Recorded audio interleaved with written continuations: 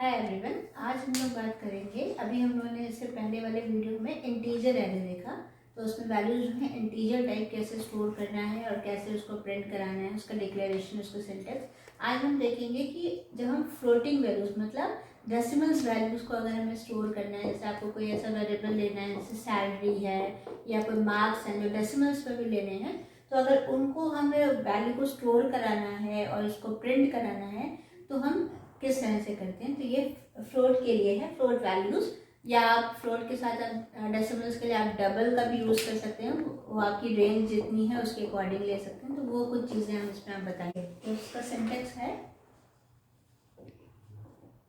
Data type, array name, ऐसे define करेंगे। यही एरे नेम के साथ जब ये लगाएंगे तब वो एरे होगा, और यहाँ पे आपको कॉन्स्टेंट्स आप जो भी आप डालना चाहें वो डाल सकते हैं। यहाँ पे कॉन्स्टेंट, फॉर एग्जांपल जैसे आपने अब चूंकि ये डेसिमल्स ले रहे हैं तो हम लेंगे फ्लोट, FLOAT फ्लोट। देन कोई भी एरे नेम ले लीजिए, मान लो हमने F1 ले लिया या F जो आपको नाम देना है। देन उसका मैंने ये डिफाइन किया कि ये एरे है। अगर आप बिना इस स्क्वायर ब्रैकेट के लिखते हैं दैट मीन्स ये सिंपल वेरिएबल है, लेकिन आप जब ये बनाते हैं दैट मीन्स ये एरे टाइप है। इक्वल्स टू, अब आप जो भी वैल्यूज डालना चाहें, जैसे हमने कुछ वैल्यू डालनी है 7.53, तो आप उसके साथ एक F जरूर लिखेंगे ये बताने के लिए कि ये फ्लोट है। जैसे आपने कहा 8.6, देन आप अगेन F लिखेंगे। आपने अगर 7 लिख दिया तो 7 आपने कुछ भी नहीं, आपने केवल 7 लिखा है, 0.0 नहीं, तो आपको कोई ज़रूरत नहीं है F लगाने की, ऐसे भी चल जाएगा। लगा दीजिए, गलत नहीं होगा, उसको भी आप F करके लिख सकते हैं। लेकिन अगर इन केस आपने नहीं लगाया है, केवल इंटीजर आपने लिखा, उसमें डेसिमल्स नहीं लगाए हैं, तो वो क्या करेगा कि वो ऑटोमेटिकली 7 का मतलब 7.0 हो जाएगा। तो अब ये हो जाएगा। उसके बाद अब हम, ये तो आपका कांस्टेंट हो गया। इसी तरह जब हम इनपुट करते हैं वैल्यूज को, उसका जो सिंटेक्स है वो क्या है, डेटा टाइप, एरे नेम, यहाँ पे आपने array define equals to new data type, और यहाँ पे वो एरे कितने लेंथ का होगा उसके साइज आपको यहाँ डिफाइन करनी पड़ेगी। जैसे हमने 5 ले लिया, तो अब यहाँ पे उसका आपने यहाँ पे क्या लिखना है, आपको यहाँ पे आपने साइज डिफाइन करना है उसकी, कितना वो एलोकेट करेगा मेमोरी में। अब इसका एग्जांपल देखिए, फ्लोट एरे नेम का F1 यही ले लिया, इक्वल्स टू न्यू फ्लोट, और यहाँ पे आपने साइज। तो ये इस तरह का जब आप डिक्लेयर करते हैं एरे टाइप को कि F1 एक आपका एरे टाइप है, तो उसका ये आपका डिक्लेरेशन पार्ट है, ये कांस्टेंट का है और ये इनपुट के लिए। अब इसके एग्जांपल लेके आपको प्रिंट करके समझाते हैं कैसे होगा। तो अब हम देखेंगे कि हम एक कांस्टेंट वैल्यूज को प्रिंट कैसे कराना है और स्टोर कैसे करते हैं। तो अगेन वही क्लास लिया, मेन डिफाइन किया। अब हमने डेटा टाइप यहाँ पे फ्लोट रखा है क्योंकि हमें डेसिमल्स वैल्यूज भी देनी है, इसलिए इंटीजर नहीं लेंगे, फ्लोट लेंगे। तो हम एक M1 मार्क्स के लिए ले लिया float M1, array type define किया कि एरे है, इक्वल्स टू ब्रेसेस के अंदर कांस्टेंट वैल्यूज डालेंगे। तो जैसे हमने पहले भी बताया था कि जितनी भी वैल्यूज आप डालेंगे मेमोरी में उतने ही जो है आपका मेमोरी में एलोकेशन उतना ही हो जाएगा। जैसे आपने 3 वैल्यूज डाली तो वो 3 जो है सेल्स वो एलोकेट कर लेगा। तो इस तरह 70.5, 66.23 और 80 इस तरह से वैल्यूज स्टोर हो जाएंगी। ठीक है, अब देखा होगा आप यहाँ पे F लिखा है, लेकिन यहाँ मैंने F नहीं लिखा। तो अगर आप डेसिमल पॉइंट्स देते हैं, मतलब इंटीजर के साथ डेसिमल भी कुछ वैल्यूज देते हैं, तो वहाँ F लिखना ज़रूरी है। और अगर आप यहाँ पे देखिए, आपने यहाँ 80 दिया है, यहाँ पे भी डेसिमल है तो आप F लिखना ज़रूरी है। लेकिन अगर यहाँ 80 दिया है तो 80 में कोई ज़रूरी नहीं है कि आप वहाँ पे F लिखें, वो ऑब्वियस है कि वो फ्लोट टाइप है। तो जब आप प्रिंट करेंगे तो 80 जो है वो ऑटोमेटिकली जब प्रिंट करेंगे तो 80.0 ही वो लेगा। तो अगर आपने केवल इंटीजर वैल्यू दी है, फ्लोट नहीं दिया है, तो वो आपको f लिखने की जरूरत नहीं है। लेकिन अगर आपने डेसिमल के साथ कोई वैल्यू दी है कांस्टेंट में तो वहाँ पे f नेसेसरी है। ठीक है, तो अब ये इस तरह से स्टोर कर सकते हैं। हाँ, अगर आप यहाँ पे 80f लिखना चाहें तो भी कोई गलत नहीं है, इसलिए मैंने हटाया कि अगर नहीं लिखते तो भी एरर नहीं आएगी।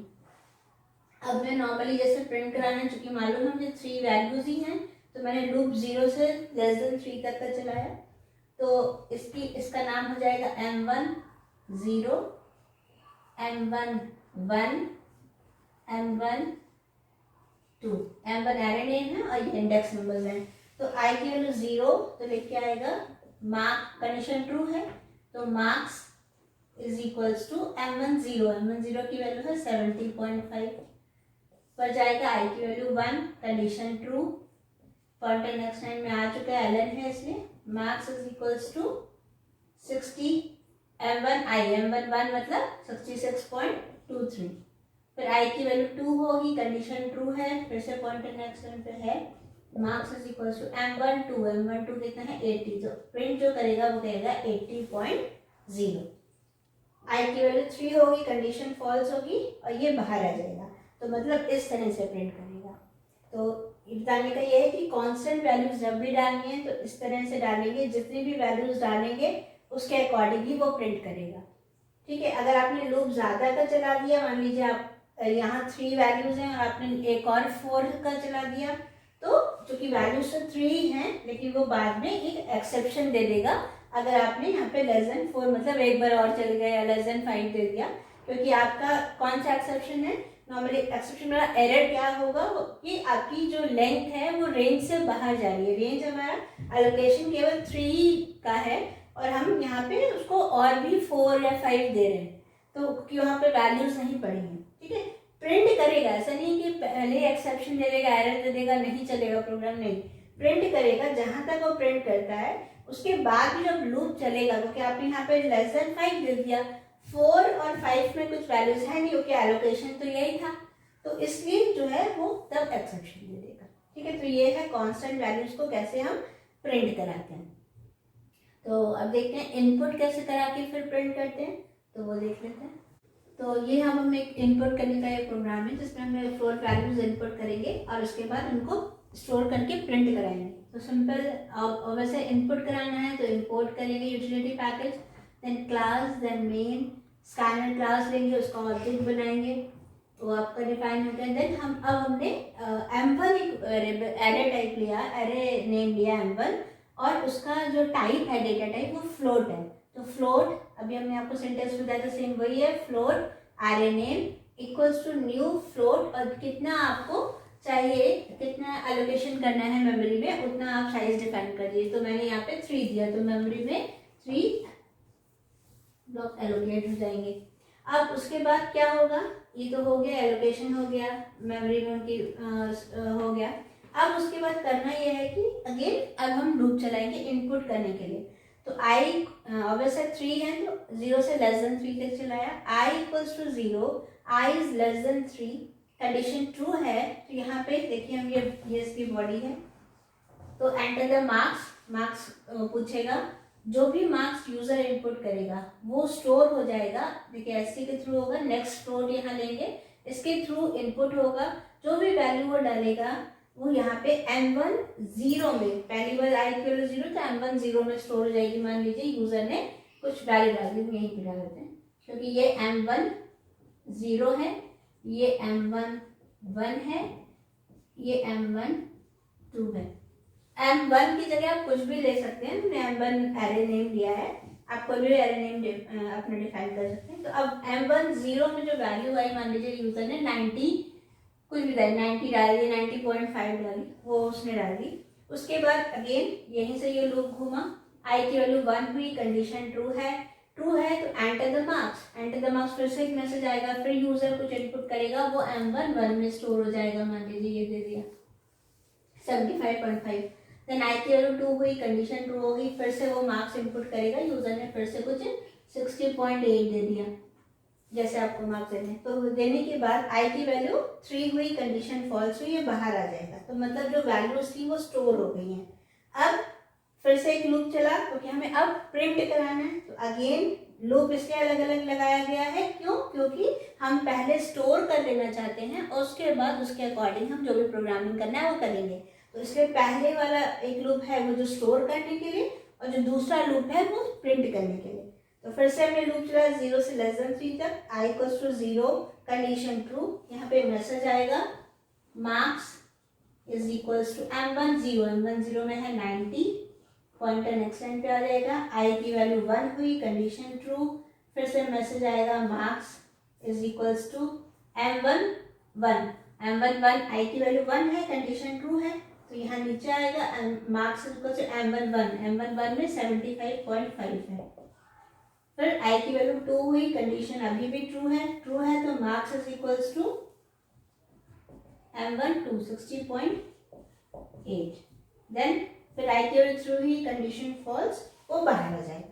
तो ये इस तरह से हमने फ्लोट वैल्यूज कैसे आपको इनपुट करना है और कैसे प्रिंट करना है। इसमें हम एक चीज़ आपको और बताएं, ये प्रोग्राम ये पूरा हो गया, तो अब आप जैसे भी आप कैलकुलेशंस करना चाहें, इसमें एक चीज़ हम आपको और बताना चाहेंगे कि अगर आपको डबल लेना है, जैसे हमने फ्लोट लेते हैं, तो जैसे हमने फ्लोट लेते हैं तो फ्लोट कोई वेरिएबल या एरे नेम, एरे डिफाइन किया, मतलब ये एरे नेम हो गया, इक्वल्स टू, जैसे आपने कांस्टेंट डालते हैं, तो अभी हमने आपको कांस्टेंट में इंटीजर डाला था, तो हमने वहाँ पे f नहीं भी लगाएंगे तो चलता है। इस तरह मान लीजिए आपने यहाँ पे लिखा 70.5 f, 80.2 f, 7.5, मान लीजिए आपने डबल के लिए d दे दिया,